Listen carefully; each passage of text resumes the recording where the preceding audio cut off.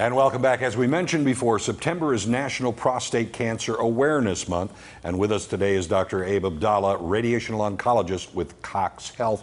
First of all, thank you very much for joining us. Thanks for having me. Thank you so much.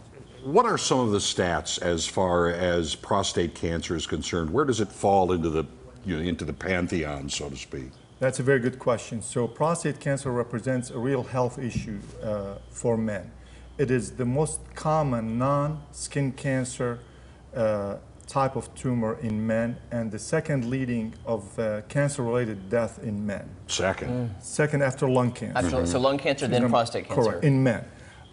Every year, 180,000 men are diagnosed with prostate cancer in the United States. And unfortunately, every year, almost 30,000 men die of prostate cancer in this country as well. Is there anything you should look for, though? Like you say, that's a staggering statistic. Is there anything like symptoms we should be looking for, an age we should start getting exams? Absolutely. So symptoms, sometimes when the symptoms declare itself, it might be too late. So the beauty of screening is you can be ahead of the game and detect it before it becomes too advanced and becomes life-threatening to the man's life. So that's why we advocate careful screening. And when should you start this screening? When should men do this? That's another great question. That point has been controversial in the world of medicine for years.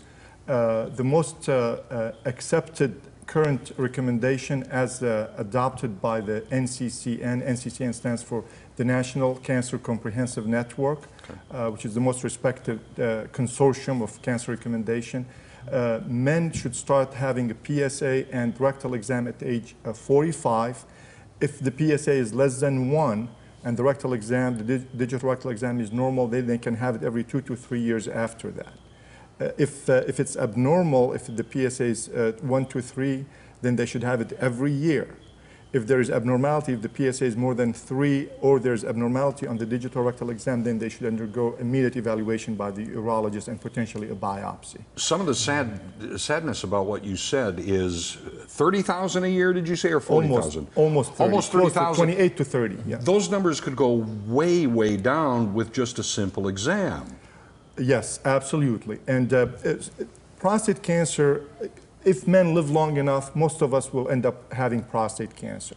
Not all prostate cancers are created equally. Right. Oh, okay. So, and that has been the biggest issue in dealing with prostate cancer, because there is a segment of prostate cancer patients that you really don't have to do anything for them if it's not aggressive, and especially if the man is older and has other medical issues. Right. So that's only a segment of the population, though. And the other end of the spectrum, there are extremely aggressive prostate cancers that, despite everything we do, our odds of getting rid of it is very small. So it's a spectrum of illness. It's not one disease. And, right. Unfortunately, they have used a wide, they painted all prostate cancer in this wide brush that it's not important, you're more likely to die with it than die from it. That is true for a segment of the population, not most of prostate cancer patients. So I think it's important to be proactive, and sometimes if you pick up early, slow-growing prostate cancer, close observation remains a valid choice. If you catch it early, what's the success rate then? That's the other important aspect of prostate cancer. If we detect it early, there are so many great options with extremely high cure rate and minimal toxicity. The treatment options, and we're very proud of the fact that we provide all those treatments right here at CoxHealth, ranges from image-guided radiotherapy, robotic prostatectomy, brachytherapy or radioactive seed implant, which is done only at CoxHealth.